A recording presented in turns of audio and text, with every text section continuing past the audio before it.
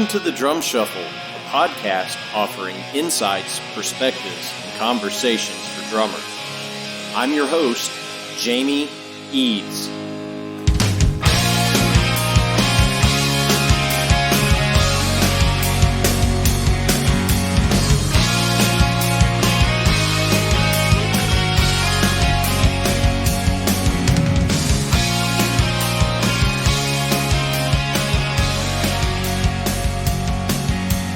Hey, how's it going out there, everybody? Welcome to the Drum Shuffle. Jamie Eads joining you as I do each and every week. This is episode 116. I hope everybody's having a great week out there. This episode is publishing and going live on Veterans Day of the year 2020. So I want to take a moment to personally thank each and every single member of our armed services, whether you are active duty, reserve duty, or retired, or if you just served one tour. I want to thank you for your service to this country. I think it's amazing what you men and women do for all of us to allow us to have the freedoms that we enjoy so dearly in this country. So happy Veterans Day. We have a great episode today. I am going to be joined by a retired veteran. He was our guest back a year and a half or so ago, and he's got some exciting new stuff coming that we talked to him about. But I'm going to be joined again today by the great Joe McCarthy right after this message from our sponsor, Los Cabos Drumsticks. The best kept secret for drummers is finally out. Los Cabos drumsticks may look like the sticks you grew up with, but these are not your father's drumsticks. Los Cabos Drumsticks is Canada's #1 drumstick brand, and they are coming to a retailer near you. With operations in over 28 countries worldwide, thousands of drummers have already discovered the Los Cabos difference. Using FSC certified wood from Canada and the US, Los Cabos make the finest quality drumsticks, percussion tools, and accessories on the market. The best news, Los Cabos Drumsticks offers you a ton of choice. They have 22 individual drumstick models and 14 percussion tools, many of which are available in 3 different wood types: maple, white hickory, and red hickory. Red hickory comes from the center or heart of the hickory tree and has been independently proven to be both stronger and more elastic than white hickory without adding a lot of weight. While most drumstick manufacturers have shunned red hickory, Los Cabos Drumsticks has embraced it, becoming the only established stick brand in the world to offer a full line of red hickory drumsticks. To learn more about Los Cabos Drumsticks, visit them online at loscabosdrumsticks.com. Follow them on Facebook, Twitter, or Instagram, and don't forget to ask for Los Cabos Drumsticks at your favorite retailer. Dare to be different. Join the Red Hickory Revolution with Los Cabos Drumsticks. All right, guys and girls, as I mentioned, we're going to be joined by Joe McCarthy here in just a moment. Of course, Joe joined us, I want to say it's just over a year ago. Maybe it's exactly a year ago. I can't remember, but we had a great conversation with him. Joe retired from the Navy, and he was the principal percussionist at the US Naval Academy and played with the Navy Big Band and all these different things. He's also the drummer of and the leader of the New York Afro Bop Big Band, Afro Bop Alliance Big Band. Let me get that right. And they have just been incredible for many, many years. They won a Latin Grammy. Joe is just, he is a great drummer, a great dude, got his master's in performance from the University of North Texas. Just a great drummer, great musician with tons and tons of experience. And he has a new educational program that he is rolling out. And I was very honored and pleased that he chose the Drum Shuffle podcast to come on and kind of unveil it to the world. So if you listen all the way through, you have a chance to win some lessons from Joe in this interview. So make sure you listen very closely. But please help me welcome back to the Drum Shuffle podcast, the great Joe McCarthy. Hey, good morning, Joe. How's it going, man? Jamie, it's great to talk to you. Yeah, man. Thanks for coming back on the show. I appreciate it. Is everything going okay in the COVID era? How are you? Yeah, we're all reinventing ourselves one day at a time. Yeah, isn't that the truth? So are you staying fairly busy with, virtual stuff? I mean, obviously I know, the New York Afro Bop big band, I'm assuming you guys are doing nothing right now, but are you cutting some tracks? I mean, what's going on in your life these days? Well, actually, I guess the main thing that's happening with Afrobop right now, with the new record that we just came out with entitled Upwards, is we're doing the Grammy plugs right now. Oh, so yeah. we've been we're in consideration for the best Latin jazz album of the year. So we've just been that's basically the main thing that's been going on with Afrobop. As far as me recording, I'm actually involved in a recording project right now with an artist from DC. Actually, they just sent me the music last week, so that's one recording project that I'm involved in. But I would say that other than my own personal practicing, it's been almost 100% teaching. And it's probably about 75 to 80% virtual. I do have a studio here at the house. And I do have some people that come. It's a socially distanced thing and all that stuff. And so that's been a portion of it. But I'm teaching. I actually teach at a great place that hopefully our listeners will check out. It's called the South Florida Center of the Percussive Arts, and it's a school in Miami. And I actually teach there 4 nights a week. Teaching middle school and high school kids, and we have a varied program each week, and that's been super cool because we cover all sorts of different stuff. We do drum set, we do hand drumming, we do rudiments, we do reading, everything, and it's an extremely affordable program. And Brandon Cruz runs it, who's a dear friend of mine. He's running a great program there. So I've been doing that. And then I'm teaching a jazz improvisation class at a school, and then there's an independent school here around where I live that I'm teaching. So that's basically what I've been doing. Gotcha. Okay. Well, when we last talked, it's been about a year, and I think Upwards had just hit the streets or was just about to hit the streets, and you were kind enough to send me an advance copy of it, and I listened to it. And if my memory serves me correct, I think I said during that interview, we had talked about, Afrobop winning a Latin Grammy. I said, well, I think you might have a non-Latin Grammy to add to the collection. And, I just got my email the other day. First round voting for the Grammys has just opened up. So it's good to know that you guys are up for consideration. You'll certainly get a vote from me on it because it was such a great record. I mean, just fantastic.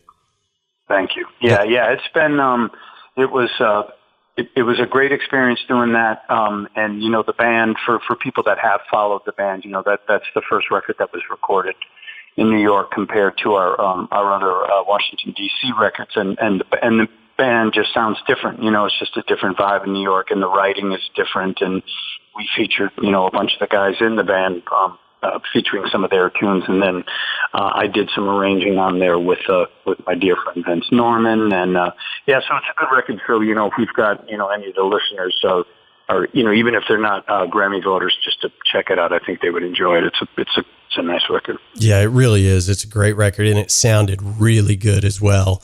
I mean, it was primo. So congratulations on that. That's good stuff. Thank you, man. Now, you're going to have to remind me. My memory, I'm kind of like a hamster. I forget stuff 3 minutes after somebody tells me. But are you still involved with the Naval Academy band at all, or have you now fully retired from service?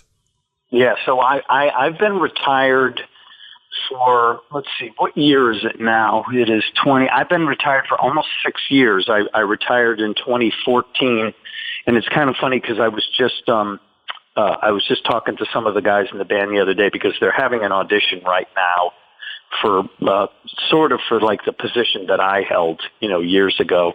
But yeah, it's been almost 6 years, and it's amazing how time flies, because when I left the band, I moved pretty quickly out of DC after I had retired, and then I went on the road for a bit, and things have just been sort of moving very quickly, and it's kind of crazy, because this is right around the time of the year that I had retired. So yeah, it's been almost 6 years. I was there for 20 years. And, I gotcha. Now, are you still doing any kind of reserve duty at all, or are you fully retired from military service?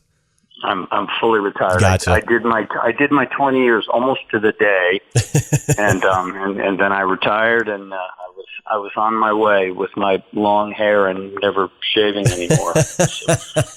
That's fantastic. Well, again, I know we talked about this in your last interview, but thank you for your service.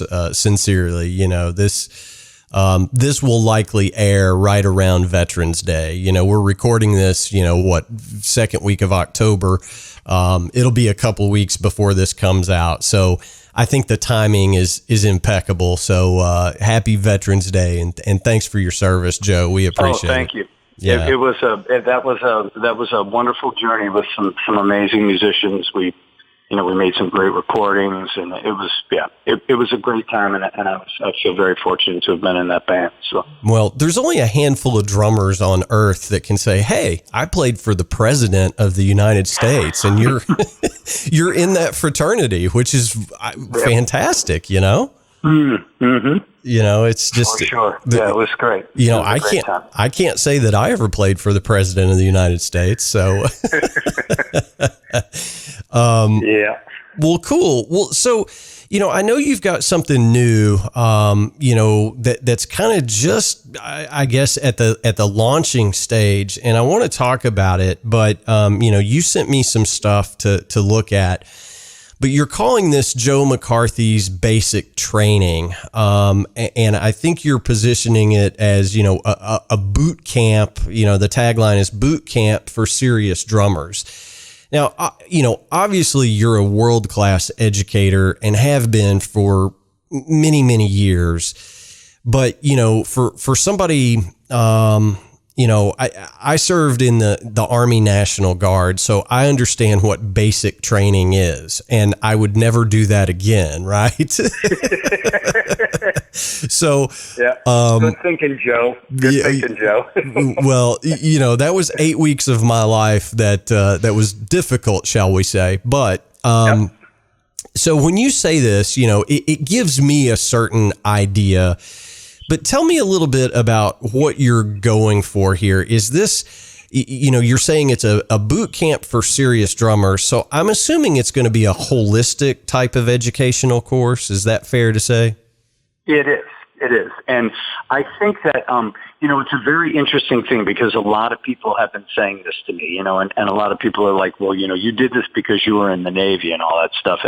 And I think the one way that we can relate it to, any type of military training, if you will. And it's, other than boot camp, it was, strictly music for me when I was in the band. But I think that there are, when we're learning a musical instrument, if you think about the way that education has gone, and even with all of this COVID business, and all of this virtual business, we live in this world.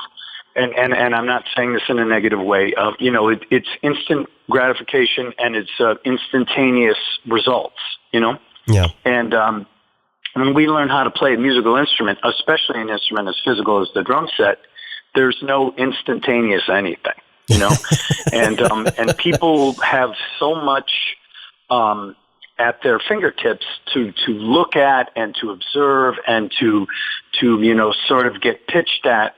It's sometimes we sort of learn. We lose sight of what it is that we're really, really trying to do.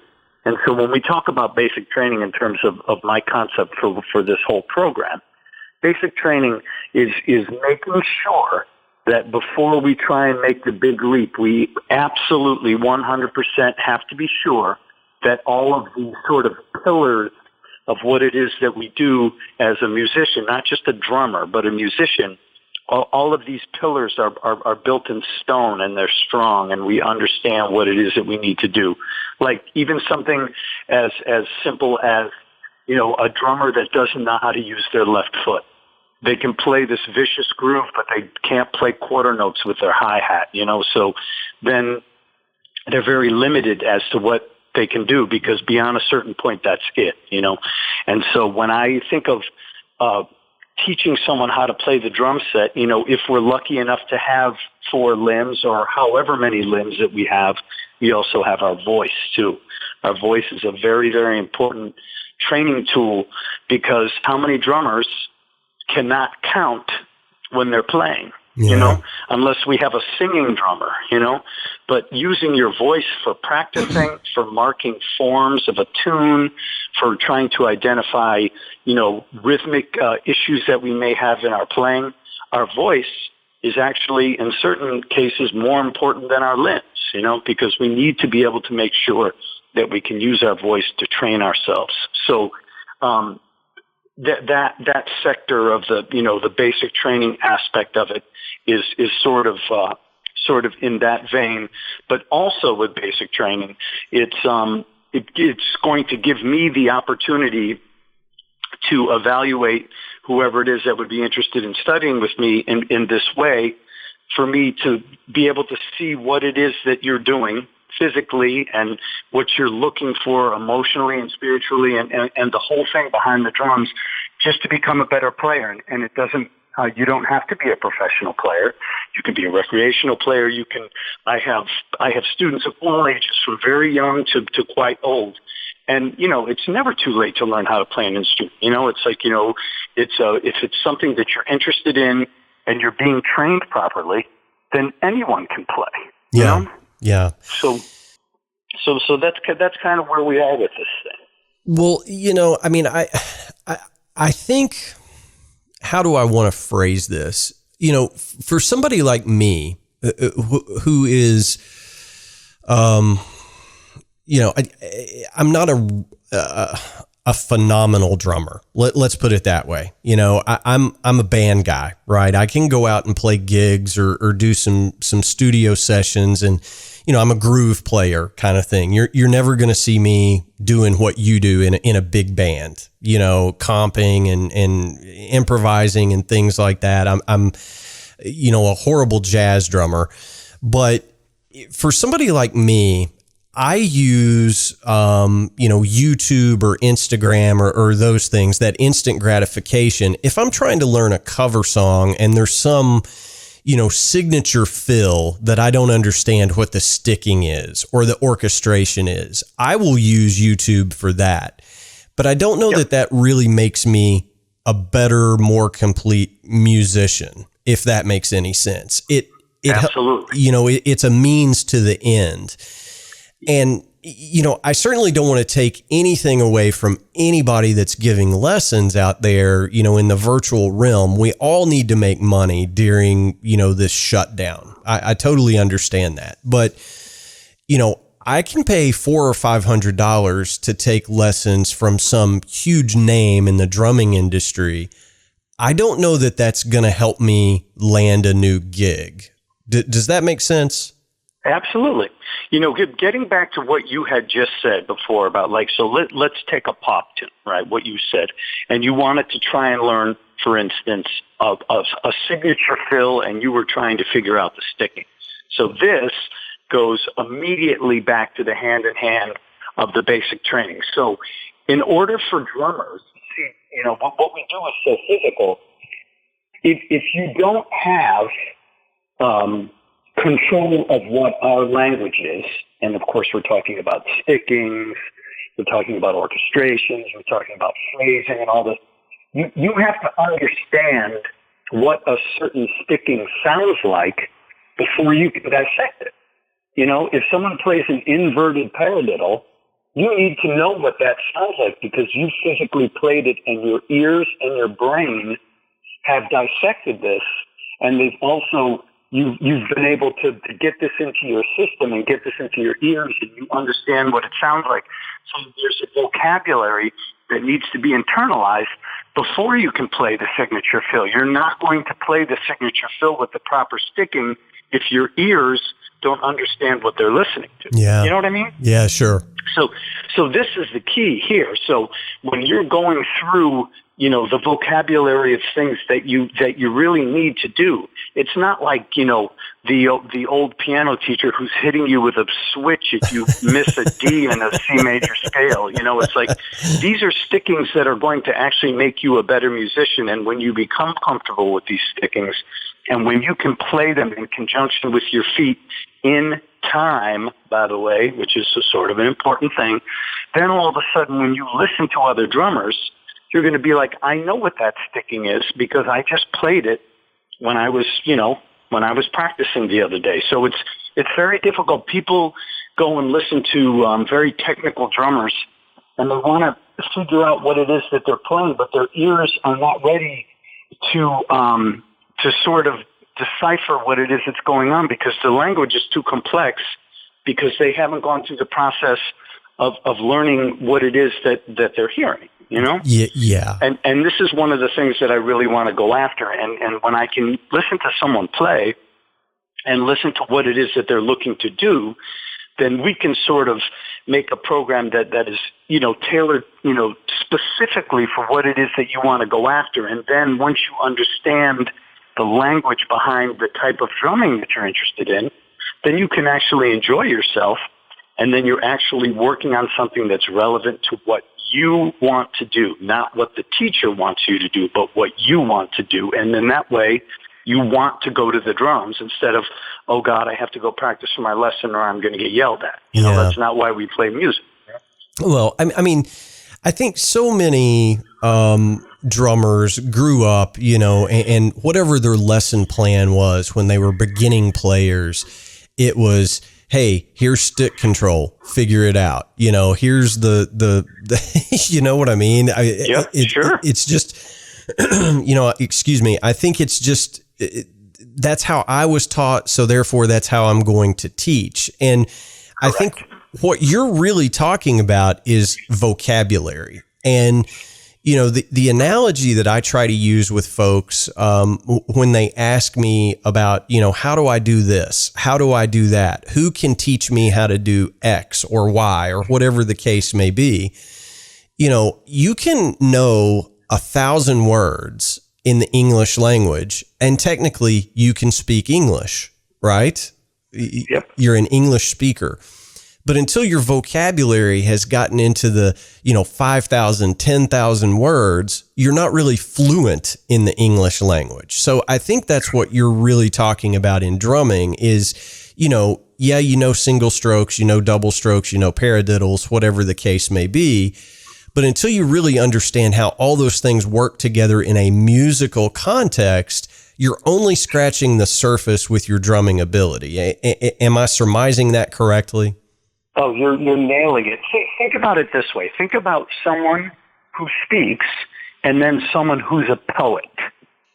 Right, okay? right. So now think about that for a minute, And the other thing that a lot of people really never think about, which astounds me, and I talk to students about this almost every day, human beings are master improvisers in the way that we communicate. Okay, so we're improvising right now as we're speaking to one another, and we are having no trouble conversing because we understand what the other person is saying. Mm-hmm. So if we can do the same thing on the drums, okay, now we're getting somewhere. So making lucid statements. So because of the physical nature of our instrument and getting back to using the voice thing, you think about it, rhythm section players, harpists, percussionists, drummers, piano players, guitar players, bass players, we don't have to use our voices, or we don't need air to produce tone. So you think about this. We can play a bazillion notes, and we don't have to wind up again to get another note out of our horn, you know? And this was something that I became really, really in tune with when I was directing the Navy Big Band. So when I was directing the band, if I had to speak to somebody in the band who wasn't in the rhythm section about time, now if I'm going to talk to a horn player, I have to understand the importance of breathing.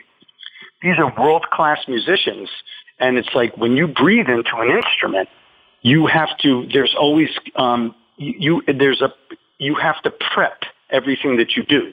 When we strike our instrument, we get an immediate sound, okay? So as drummers, we have this, this obsession with playing at 100 miles an hour and just playing a bazillion notes all the time. But that's like someone walking up to you in the street and screaming in your face for about an hour and a half, you know? And everything that's being played sounds super cool on our drum pad or in our basement, but then when you're playing with the band, everybody in the band is looking at you like you're having a seizure or something, you know? Yeah. So I think that when people understand how we can take all of the physical stuff of our instrument, which is amazing, and then put it into something that's relevant to the music, now we're getting somewhere. You know, and yes, there are times to play fast. I love to play fast too if it makes the music sound better. And if it doesn't make the music sound better, then that means I'm playing for myself, and that means I should stay in the basement. Because the guys in the band don't give a shit about all that other stuff. Well, you know what I mean? I do. Does that make sense? So, it's like, I think that, getting back to, when we learn how to breathe and we learn how to sort of maintain a very sort of relaxed existence behind the drums and approach it from that way, I can almost guarantee, and I'm not saying this in a pitch, I'm saying that people are going to feel so much more fulfilled when they're playing the drums, so it's like you're actually making music, not just going through stick control as fast as you can while you're playing left foot clave or something. Right. It's like, okay, that's cool. And, I can do that, but I mean, so what? Yeah. It's like we need to make music. And so what I really want to do with this program is I want people to understand the real reason why they play drums. And if there's something that's getting in the way of making music on the drums, I want to fix it, Yeah, I do. And, here's what I've seen over the last few years, especially, and I'm an older guy, I'm not 20, I'm in my 40s. And, but I mean, I remember a world before there was an internet at all, Oh man. What I have seen with the proliferation of social media, and this is going to sound like get off my lawn, but it's not. It really isn't. But in the proliferation of social media, I think everybody has almost become contestants in the ultimate reality drumming show. I don't know. Absolutely. I don't know if I can. 100%. I agree with you. 100%. Look, I know there are guys out there that make a living just posting up on YouTube playthroughs, play along videos. And that's great. And they're making a lot of money too. Yeah. But, and I'm not faulting anybody for that, but of course not. But, if for me to learn how to play, I don't know, hot for teacher, note for note, that's some great drumming that Alex Van Halen did way back in 83, 84, right? Yep. It's amazing. And I could spend the time to learn that song note for note. Will that help me land a gig? Probably not. Yep. I think that and thank you for what you said about the social media thing and all that stuff. It's gotten to a point now for me that a lot of times I just can't even get on and look because I can feel my blood pressure starting to rise. It's like in the old days, and of course I can say that because I'm over half a century, but like back in the days when we would have to lift stuff from a record or lift something from a cassette tape that if you kept playing it over and over again had the chance of breaking, and God forbid if that was, something that you got from someone's live gig and you were trying to transcribe what they were doing and then the tape broke and then you were, up the creek until the next time you saw that person. But the process was, it wasn't as accessible as it is right now. So you had to do some extra stuff. We didn't have the amazing slowdown and all that kind of stuff, Yeah. So, I mean, there are some unbelievably wonderful tools right now. But even with the tools, a lot of people are still looking for the quick fix, Yeah. And there is no quick fix to this stuff. And when you're talking about learning, that transcription or any other amazing tool, note for note, I think the real benefit is in the process. You learn the process, and then from the process and understanding why we do what we do when we're learning how to play the drums, you can transcribe anything that you want because you've got a good base, and that's where the basic training concept comes from, is making sure that you're just solid and you understand what it is that we need to do. And then when a player gets to a certain level where they are ready to get into some styles of music that may require a little more technically or a little more musically, well, that's fantastic, and that should come organically instead of, the first thing you listen to is, whoever, the most technically advanced drummer on the planet. Then you listen to that, and then you get down to your bass, and it's like, okay, I'm going to learn the black page today. It's like, okay, no, you're not. So, you know what I mean? So it's like, I think and then when you understand the process and actually embrace it, then everything that you do on the drums becomes so much more enjoyable, because it's not like, man, I can't do this. Man, I can't do that. Why can't I do this with that limb or that limb? It's like, I believe that a great teacher is someone who can teach someone to teach themselves. And when you can, when you learn the process of being able to sort of dissect and to sort of filter through to figure things out, you need to have a base to be able to have the ability to do that. And that's what I really want to help people with. Well, and the way that you've positioned this, I think makes a whole lot of sense. And I don't want to put too fine a point on it, but, basic training is what you're calling, your approach to teaching drums. But basic is essentially an acronym. And the way you've got it broken down, basic: balance, alignment, substitution, interdependence, and control. Those are, as you said, those are all the pillars of putting together the ability to play our chosen instrument. That's what those things are. Those are the bedrocks of learning how to drum, right? Yes, at 100%. So, I mean, it makes a whole lot of sense to me. And, obviously you have a real passion for teaching. And, for me, as a lifelong student of this instrument, I've had lessons from a lot of great players over the years. I've never had any real formal training, but as I've gotten older, I will go take a lesson from somebody, right? Because that's cool, and get to pick someone's brain for a half hour, an hour, whatever. Hey, watch me do this. What can I do differently? How can I approach this differently? And so many teachers just don't have a passion for teaching. They just, let me show you how to do this. And they go through it and they say, do it that way and it'll sound better. Yep. You obviously have a passion for teaching. And I think that comes through to the end user. I hope that makes sense. Oh my God, it makes 100%.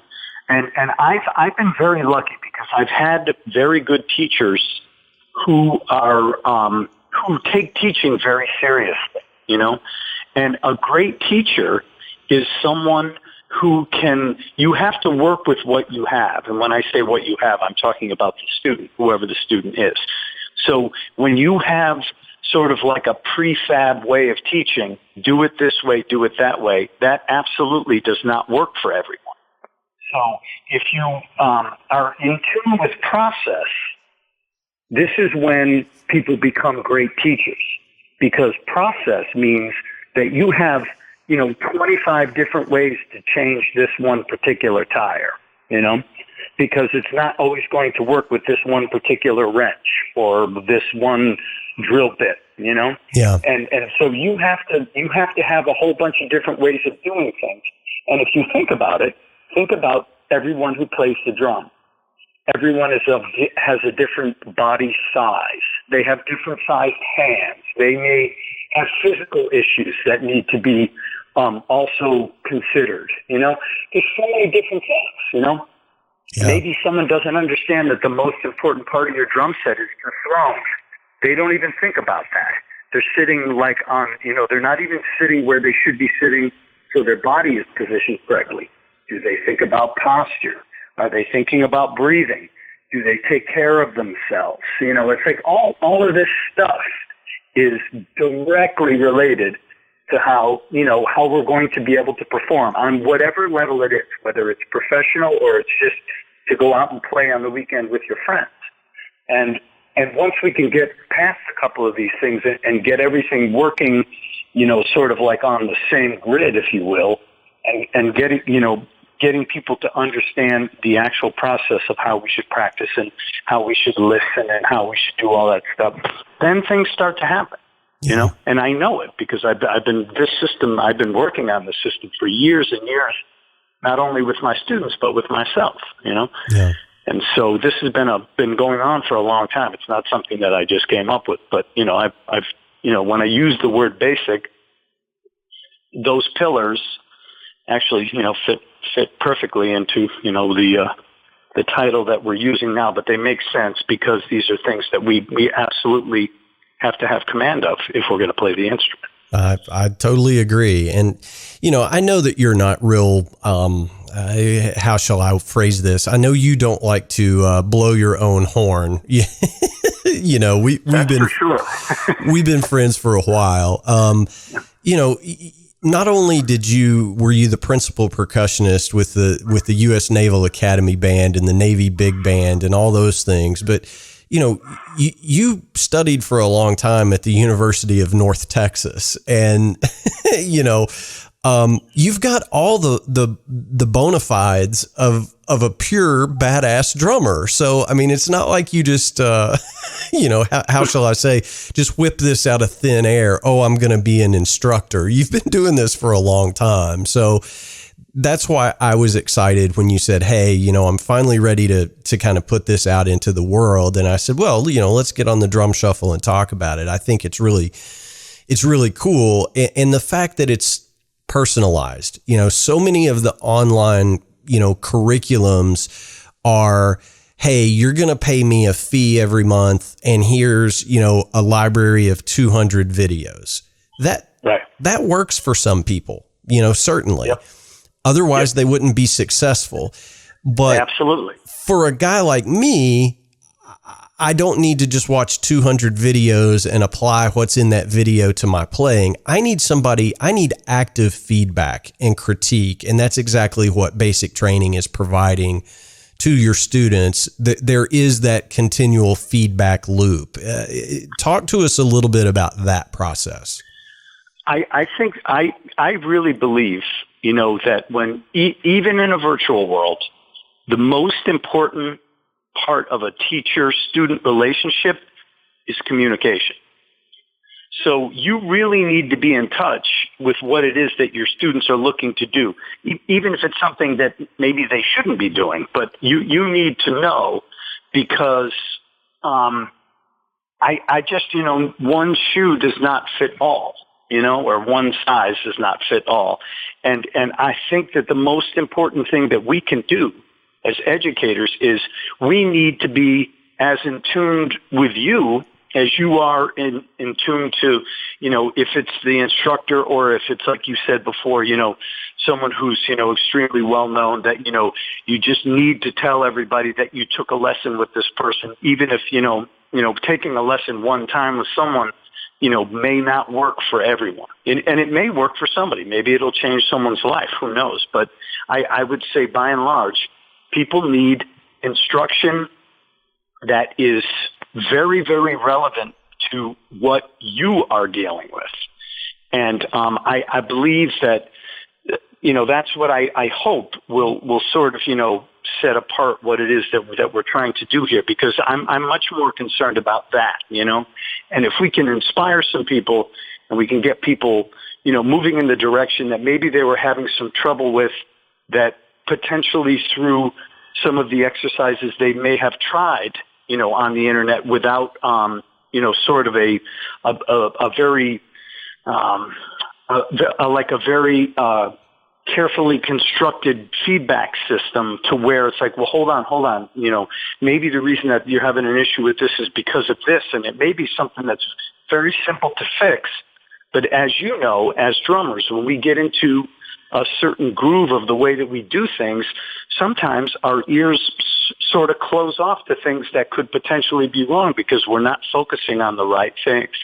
This is where good instruction, is worth its weight in gold, because we might be able to fix something in 5 minutes that you've been struggling with for years.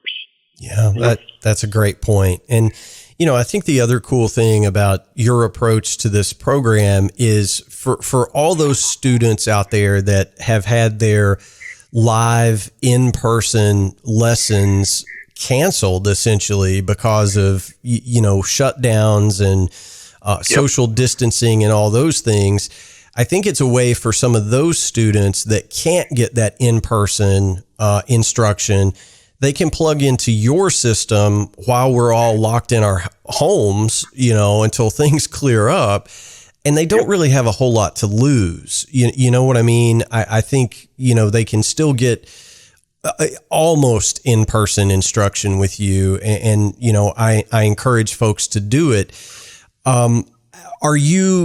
Is this program going to be based on a monthly subscription sort of thing? What are your pricing points, or have you even come up with that yet? Well, what I would like to do initially is, and of course, like anything else, I'm certainly subject to change and open to different ways of doing things. But what I would like to try initially is if someone is interested in doing this, the very first thing that we're going to do is we're going to have an initial consultation to where I can listen to this person play. I can find out what it is that their interests are, what it is that they're looking to do. And then from that point forward, we would set up a month of lessons. And then throughout the month of lessons, we can decide if what it is that I've prescribed is taking us in the right direction. And if it's not, how can we change it? And then from that point forward, after, a good 4 solid weeks of, putting things in motion and knowing that, both sides of the party, you're going to put the work in, you're going to do what it is that we need to do. Then at the end of the 4 lessons, we reevaluate and we decide how it is that we need to move forward. Or if the student decides that this isn't for them, then, we part ways.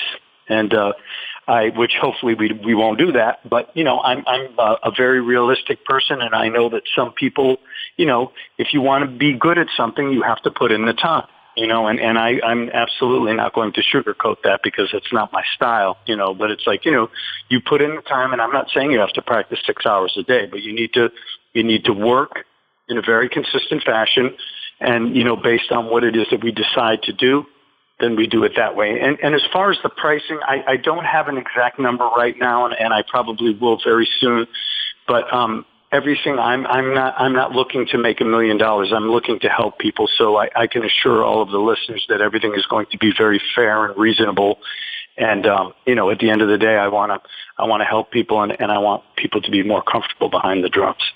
Sure. Well, and I think one of the cool things about this, you were very generous and said, hey, let's get some of the Drum Shuffle listeners, you said, let's give somebody the opportunity to take some lessons with me. And I thought that was very generous of you. So, I'm not exactly sure how to give that away per se, but so let's do this. Pick a number between 1 and 10, Joe. Okay, I'm just gonna cut it in half, and I'm gonna say 5. Okay, so let's do this. Once the episode publishes, the 5th person that sends an email to the drumshufflepodcast@gmail.com and says, hey, I want to try out some lessons with Joe, we're going to get you in contact with Joe to get that process started. Does that sound fair, Joe?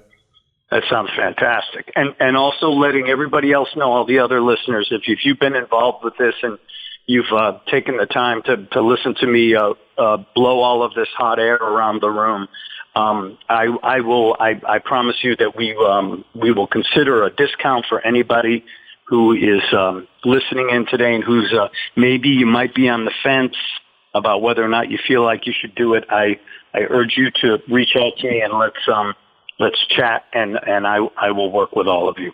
Okay, fantastic. We certainly appreciate that. Now, here's, I guess this is just my curiosity, and you may not have an answer to this question. I don't know, but how are you going to, I'm trying to formulate my question here, and sometimes my brain doesn't work as fast as my mouth, but after somebody has, done a month or two of lessons with you, do you have set goalposts? I guess the question is, after you've evaluated somebody for a few lessons, at what point do you as the instructor say, okay, we're ready to move on to the next phase of your training? Or are you encompassing all of these pillars all along? Or does it just depend on the student? Yes. Well, the answer is yes to all of your statements. Okay. I think that, one of the things that a lot of people, and I've struggled with this my whole life and my whole career, when we learn, depending on in what setting that you're learning, we, again, because of the temptation of our instrument, we most of us become very guilty of trying to work on 50,000 different things at once. Mm-hmm. Okay, I'm going to learn every style of drumming by every drummer, and I'm going to do this, and I'm going to do this, and I'm going to do this, and this, and this. My thought process behind answering your question is, when people try and skip steps when they learn, we always have to go back. So when you look about trying to move forward, and having, positive forward momentum to where you don't have to stop, reverse, go back, reverse, go back. And it's almost sort of like a dog that's chasing its own tail.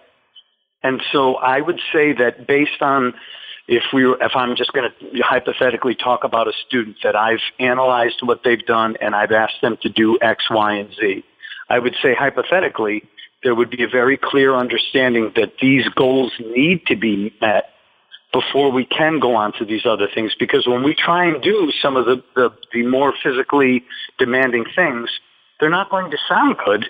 Because, like, even getting back to what I said before, this whole thing about people dealing with their feet and their hands and making sure that, however many limbs you have are living comfortable with one another, And until that's addressed and fixed, then we're going to continually run into balance issues. We're going to run into sound issues. It's like a car that's not running where it needs to be running, So if people are interested in doing this with me, we are not in a hurry. Okay. And I'm not going to guarantee that you can play single strokes at 4 million miles an hour in 2 weeks, because that's a bunch of you-know-what, even though I see that almost every day on the internet. That's a bunch of baloney, okay? Yeah. So what I'm going to do is the one thing I will guarantee is you are going to become a better drummer. But we are not in a hurry, and we're going to do it correctly once, so then we don't need to keep backing up. And then at the very least, we are going to we're going to solidify these 5 pieces of basic, so you can at least get a really great sound on the drums and feel confident about the way you play. I think that's a brilliant approach. One last thing that I want you to touch on, because this is near and dear to my heart. I never had any formal training. I picked up my first pair of sticks at, 12 years old, I think. And I never took a serious lesson from anybody until I was in my mid-20s. Okay. So I had all these years of being self-taught and just learning very basic things well enough to play in bands, right? Yep. But by the time I started actually focusing on anything that that any serious musician would clarify as technique. Mm-hmm. I That's had a a dangerous lot, word. right. I had a lot of bad technique and a lot of really, really bad, nasty habits. And it was, as you said, I almost had to go back to basics of, son, that is not how you hit a snare drum. That is not how you hit a crash cymbal. You know what I mean? Sure. I had really good instructors that said, in my opinion, you've been doing this wrong now for almost 15 years, so I had to relearn a lot of that stuff, to have some proper technique to become better. If I was going to improve, I had to have better technique. So what is your approach to, as the proverb says, teaching old dogs new tricks? How do you unlearn the bad stuff? Because, somebody like me that would want to come in and take your course, going back a few years, I might be really intimidated to learn from someone of your caliber because I do have all those bad habits and a lack of good technique. Can you put some of those fears to rest? Absolutely. Well, here's the first thing, and I've actually I've run into this quite a bit, which surprises me quite a bit about the whole intimidation process. I'd like to extinguish that one first. I am openly proclaiming my joy and love for teaching, and the very last thing that I have any interest in doing is, squashing someone's dreams or telling them how bad they are. That's not even, has nothing to do with the way that I approach teaching. And I think that the only time, when people become intimidated to study with someone, it ends up actually not being an issue about drumming. It might actually be an issue with that individual, like they're afraid to come forward because they feel that they have this or this. So this is my take on the way that you had explained it with people that potentially might have taught themselves up to that point. First of all, for the people that have taught themselves, congratulations, because it's not an easy thing to do. So even though you may have decided a little later in life and you ran into some things that may be considered bad habits, you were still making some music with other people. So congratulations, because that's really freaking important. Okay? So that's cool. The other thing is, if people have a bad habit, the absolute most important thing to understand is, why is it bad, and do they understand why it is bad? So for instance, if someone is, like you said, is playing a snare drum in a certain way where they're not getting a great sound, or maybe they're using a stroke that could be conducive to causing injury. Okay, there always has to be a reason and hopefully a solution as to how we can do it better, instead of just saying to someone, that is wrong.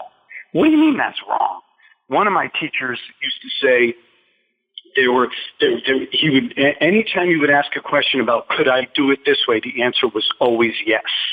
With the caveat that, are you producing a good sound? Is it a good musical decision? Is it making the band sound better? Just like what you said earlier about listening to tracks of drummers when you don't hear the band and then all of a sudden they don't sound as good. There's always musical reasons for everything, whether they're good or bad. So I think that someone and I get tons of students that have either been self-taught or they've been taught by someone else who had a different philosophy than me. And then, they had come to me for a certain thing, and then maybe we had to, change direction, if you will. But I think the most important thing for anybody when they're considering going to study with someone who is genuinely concerned about helping people is to understand why it is that you're doing, and you have to approach this with an open mind. It's not like you're going to go take a lesson so someone can tell you, man, this is the way I do this, and, I play it on all these records, and that has nothing to do with anything, So if someone has been in the business for a while and they have been successful through playing and teaching, and they want to help you, that should actually be a positive thing, not an intimidation factor. And certainly not in my case, because, I mean, all I want to do is help people.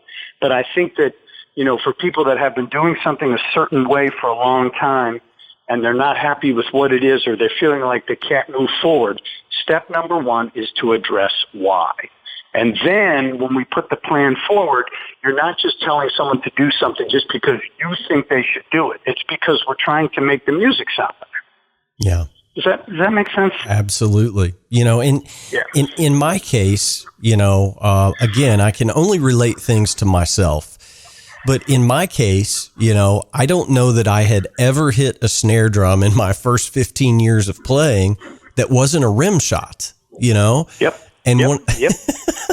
And I get it. One of the guys that I asked for some help, he said, "Look, man," he was like, "this is like every sentence that you write ends in an exclamation point." Right. Which is fine if that's what you're trying to get across. He was like, "But you're hitting rim shots on ballads, for Christ's sake." And people are crying for the wrong reasons. Right. Yeah. I mean, and that was kind of his point. He was like, you got to think this through. If you're trying to convey, a certain emotion, and all you've got is one speed and one, force, if you're starting out on a 10, you can't get to a 17, right? You're stuck at 10.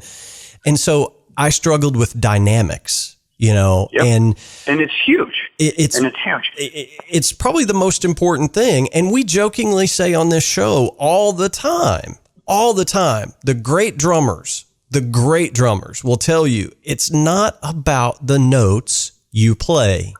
Most of the time, it's about the notes you don't play. Amen, brother. So amen. So I just want to encourage everybody. Joe has been just such a great instructor for so many years. And, I think you are a national treasure to us, just your playing and your experience. And you're such a great guy. I want folks to try this out. I'm not trying to give my listeners a hard sell. I'm just saying, if you want to try out some lessons with a great instructor, this is a wonderful opportunity to kind of get in on the ground floor on Joe's basic training program. And again, he has so kindly said, "Hey, let's give away some lessons to one of your listeners." And we're going with the fifth one of you to send me an email after publication. We're going to get you hooked up with Joe for some free lessons from Joe. And he has very kindly said, "Hey, I'll give a discount to all the Drum Shuffle listeners, for anybody that wants to try out basic training." So, we're going to send some folks your way. I'm certain of that, Joe. And as we always do, here on the show, we always ask for a good piece of advice. I think the whole episode has been a great piece of advice. But if somebody's on the fence about whether or not they need more formalized training, I'll pose the question to you this way.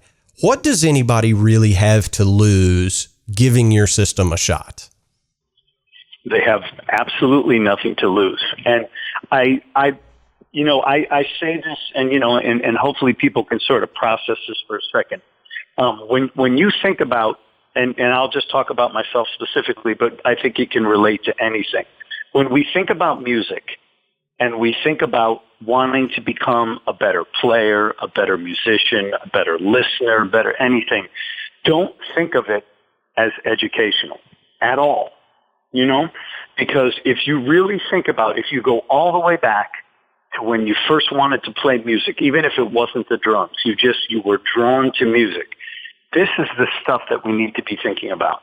We get so caught up in all this technical baloney about, what it is that we need to do. Yeah, I understand all of that stuff, but that can end up being a very sort of crippling part of our musical journey.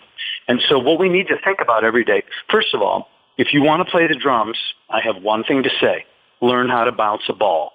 If you want to study with me, pick up a tennis ball and start bouncing the ball. That's going to be the first thing. Okay? So there's one free lesson. The other thing is, you have to remember that playing music on any level is an absolute privilege. I don't care if you're playing in your basement or you're playing on a local level, national, international, it doesn't matter. If we can go and make music, that is one of the great privileges of all time. And music, the greatest healer and the greatest thing of all time. So studying music don't think of it as studying. Think of it as a journey and a process to really enjoy one of the greatest things in the world, and if you can try and do that, and it's not easy, I can't do it every day, but I'm trying. I try. We are lucky to be able to play music. So if we can play music in a way that we can say what we want to say on our instrument, and I'm talking about each one of you and me and all of us, Jamie, everybody collectively behind our instruments, you're able to speak in the language that you want to speak in, then we're successful, and then we can consider our journey a success, and not always sort of tying it into being an educational experience, because music is just a beautiful organic thing. Man, amen, Joe, amen. And as crazy as things are in this world right now, I'm going to get on my soapbox for just a minute. It's my show, right? So that's right. For many years, the sales of musical instruments had gone down. They had decreased year over year for probably the last 10 years, I'm going to say. And that's anecdotal. I don't have hard and fast numbers, but I have so many friends, in the industry, who will say, nobody wants to learn to play an instrument anymore. With COVID, as horrible as that is, with all of us being locked in our homes for 6-7 months, as horrible as that is, and as horrible as it is for all the working musicians to be unable to work right now, nobody can go on tour, nobody can do shows. One thing that I have tremendous hope about is if you go to, any of the big online musical instrument retailers, Sweetwater, Musician's Friend, any of those places, they will tell you they are having a record sales year in 2020. Many people have decided to take up an instrument while they're locked at home, unable to go out and tour, unable to do anything. There are so many people that are learning an instrument now. And the next guy or girl that reaches out to you, Joe, and says, hey, I want to take lessons, could be the next, Benny Greb, Peter Erskine, Thomas Lang. We just don't know. But that person is out there. And more of us are learning how to play an instrument now than in the last decade. And that gives me you're right. Great hope. You're so right. Yes. And thank you for saying that. I had, Thursday? I had a 75-year-old woman come to start taking lessons with me, who is a retired pilot of all things. And she just called me up. She's a very direct woman. And she said, I want to learn how to play the drums. It's something that I've always wanted to do. And man, she came in, and even after the first lesson, she's making some things happen, So I encourage everybody, there is no reason that you can't begin the process of, we're going to use the word study. And if you think about it, and I'll close with this, and I promise I'll stop. If you do any research at all about what music does for the brain and for the mind and the soul and your emotions and everything, just do a little research and see how much of your brain fires when you're playing music. It is an incredible study. And if you think about it, we need to have a little bit of discipline to be able to play a musical instrument. And a little bit of discipline is never going to hurt anybody, Yeah. Might be a little bit of a pain in the neck from time to time, but I'm telling you, man, you get into a routine. There's a few other things that we do every day as a routine, which I might not mention. I will mention eating because, of course, we have to eat every day. And so what I say to my students, it's very simple. I say you only need to practice on the days that you eat. Yeah. And then I'll leave it with that. So, you know what I mean? So we get into a routine. We fix you up in the way that you need to be, and then we get you on your way so you can do something that is, like I said earlier, it's the greatest thing in the world, and I wish the best for everybody. I want everybody to play the drums, Absolutely. Well, Joe, I can't thank you enough for your time. Thanks so much for your generosity towards the listeners here at the Drum Shuffle. And thank you for your amazing show, man. You're doing an amazing thing, and I'm so proud of you and happy that you're doing what you're doing. It's such a wonderful thing for the drumming community and for the musicians community. Well, I certainly appreciate that. And, I think it's amazing to me, and I'm just so full of, gratitude that people listen. When I started this thing, it was just, like one of our phone calls. I just decided I was going to start having, what I called drummer hangs with people I knew. I would record it and release it as a podcast, something fun and interesting. And, it has just grown into its own thing. And I'm so grateful for that. I'm thankful to be able to do this. And the way I view myself is certainly not as a journalist or a content creator or anything like that. I view myself as a moderator of really cool conversations with drummers. That's it. And it's so important because if you think about it, we spend so much time analyzing and listening and watching other musicians. But I think there's so much to be gained by just having a conversation. Just talk, just talking with people. I have a couple of my students, adult students, that sometimes for their lessons, all they want to do is just ask some questions. And they don't even want to play. They just want to, how do you do this? Or what do you think about this? Or, ways of, learning how to listen, which is a whole other subject, It's like, so, let's not forget. I mean, I know with our texting and our Instagram and all this other stuff, it's really kind of cool to just talk to somebody every once in a while, You can get a whole bunch out of that. For sure, man. I would much rather learn what makes Joe McCarthy tick as a human being and how does that translate to his drumming than to say, hey, man, what did you play in measure 86 on track 12? What was that? You are so right. And you know what the beautiful thing about that is? As soon as you figure that out about someone that you respect, the very first thing you need to do is to try it on yourself. And as soon as you try it on yourself, then we're one step closer to figuring out what it is that you need to do. Because everybody's always trying to figure out what all these other burning MFs are doing on the instrument. But why don't we turn that around for you? Yeah. Because that's relevance right there. And then that's how we can grow. Yeah. Because, we all put our shorts on the same way. Sorry. So, you know what I mean? Yeah, I do. I know exactly what you mean. And as much as I would love to be able to play like Marco Miniman, all that's going to do is frustrate me as a human being. Right. Right. I mean, but you know what though? If there was something that you were able to figure out through proper training that really inspired you about his playing, and we were able to get to sort of put a piece of that into what you do, man, that would make you feel amazing. And then through a little more process, then maybe there were a couple more things that we could show you that he does, because you have to be able to absorb stuff before you're going to be able to put it into your own playing. You have to.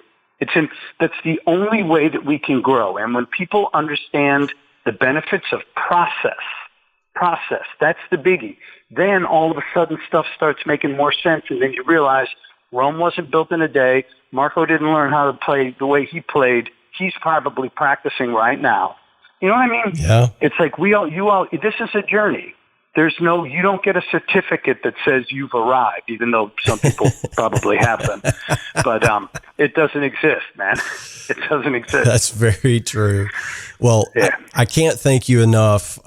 We look forward to engaging some of our crowd with you through the basic training. Keep us posted, man. As always, come back anytime. Tell us what you've got going on. But, we're going to send some folks your way. And I appreciate you, brother. Thank you so much. Me too, man. My love to you and your family and everybody.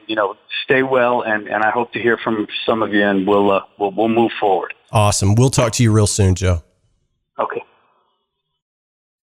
All right, guys and girls, that's going to wrap up episode 116 of the Drum Shuffle podcast. As always, hit the thumbs up, give us a star rating, a review, subscribe on whatever platform you use to listen in.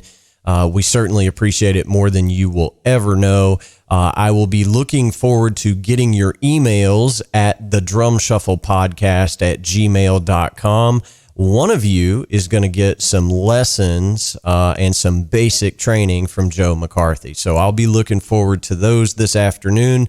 As always, please share a link with a friend. It helps us more than you will ever know. That is just so tremendously helpful. It only takes you a second, and it makes a world of difference for our small independent show coming to you from Central Kentucky. Next week, I'm going to be joined by the great Blair Senta. You guys will know Blair's work with Alanis Morissette. He's just worked with so many different folks, and he is just an amazing recording drummer. He's got a great studio. He's also a great educator. So we're going to be joined by Blair next week. The week after that, I'm going to be talking to the legendary journalist Robin Flans about her new Jeff Pecoro book. That's a great interview that you're going to want to hear 2 weeks from now. Our web address is thedrumshuffle.com. You can find more information on me over at jamieeads.com. Again, thank you guys so much for listening. We can't do it without you. So until next time, may your heads stay strong and your sticks never break. Cheers.